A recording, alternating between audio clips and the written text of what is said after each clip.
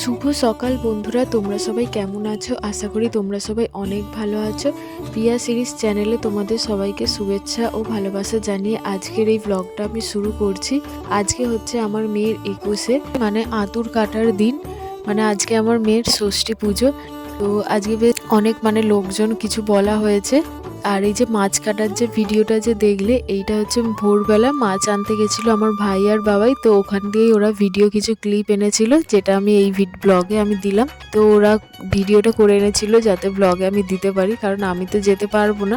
আর সারাদিন আমার মেয়েকে নিয়েই থাকতে থাকতে দিয়ে দিন দিয়ে রাত চলে যায় আমি বুঝতে পারি না। তো আজকে আমি সকালবেলা উঠে বিছানাটা আমি গোছাচ্ছিলাম। আর আজকে আমাদের নখ কেটে স্নান টান করতে হয়, আমার মেয়েকেও করতে হয়। আমার মেয়েকে এখানে আমার একটা পিসি ওকে গা মুছিয়ে দিচ্ছিল, আর আমি আজকেও স্নান করব। তো নখ কাটা হয়ে গেছে, নখ কাটার ভিডিওটা আর করা হয়নি। আর এখানে দেখো আমার শ্বশুরবাড়ির লোকজন এসেছে, আমার পুচকিকে নিয়ে আছে কোলে। আর আমি এই যে বসে আছি, পুজো এবার আরম্ভ হবে। তো দুপুর হয়ে এসেছে, আমি বেশি কিছু ভিডিও করতে পারিনি, কারণ বেশিরভাগ আমাকে মেয়েকে সামলাতে হচ্ছে। আর এত লোকজন আছে, আমি আগের মতন আর ভিডিওটা সেরকম করতে পারছি না কিছুই। আজকে আমাদের রোদ উঠেছিল এখানে ঠিকই, কিন্তু হাওয়াও খুব চলছিল। এই দুদিন হলো সব রোদটা উঠেছে।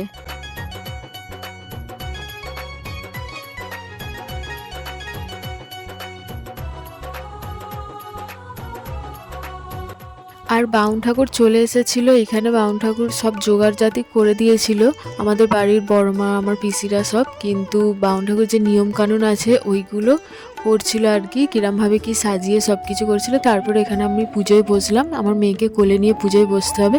আর বাউন ঠাকুর এখানে যা যা আমাকে বলছিল আমি সেরকমভাবে করছিলাম। তো আমার এই পিসিটা আমার দিয়ে ভালো করে সব কিছু জানে, তাই আমার পাশে বসে আমাকে সব বাউন ঠাকুর যেগুলো বলছিল আমাকে সেগুলো বুঝিয়ে ভালো করে দিচ্ছিল।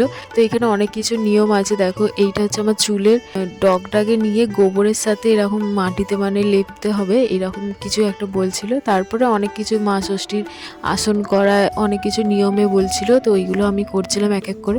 পুজো হতে হতেও অনেক লেট হয়ে গেছিলো, কারণ পুজোটা শুরু হয়েছিল অনেক দেরিতে।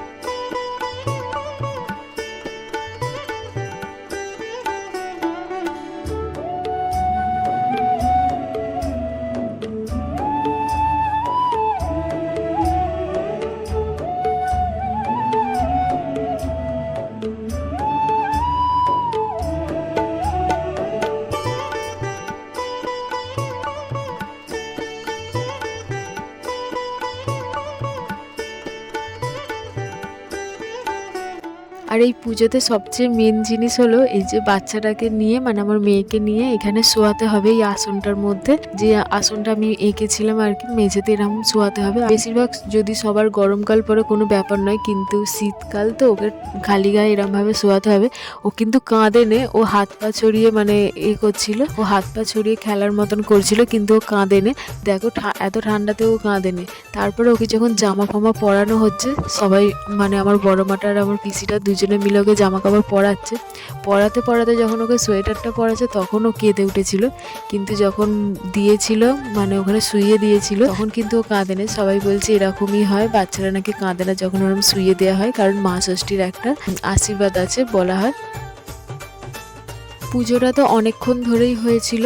তো এটা হচ্ছে পুজোর লাস্টের দিকটা। এবার এখানে সব কিছু কমপ্লিট, মন্দিরের কাছে।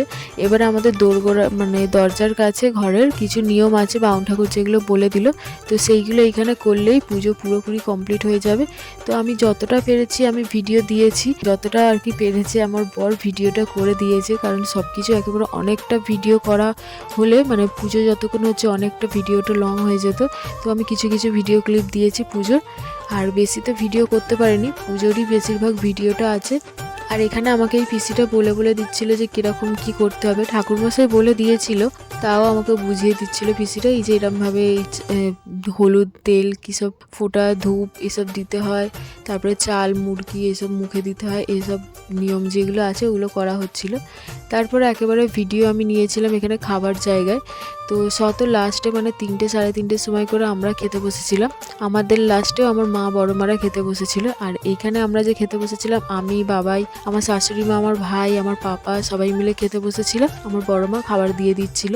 তো খাবার এখানে ছিল ফুলকপি চিংড়ি, প্রথমেই ফুলকপি চিংড়ি বলে দিলাম। তো ভাত, আলু পোস্ত, আলু ভাজা, ডাল, ভেজ ডাল ছিল, আর ফুলকপি চিংড়ি ছিল, আর মাছের ঝাল ছিল, চাটনি, পাঁপড়, মিষ্টি এইসবই ছিল।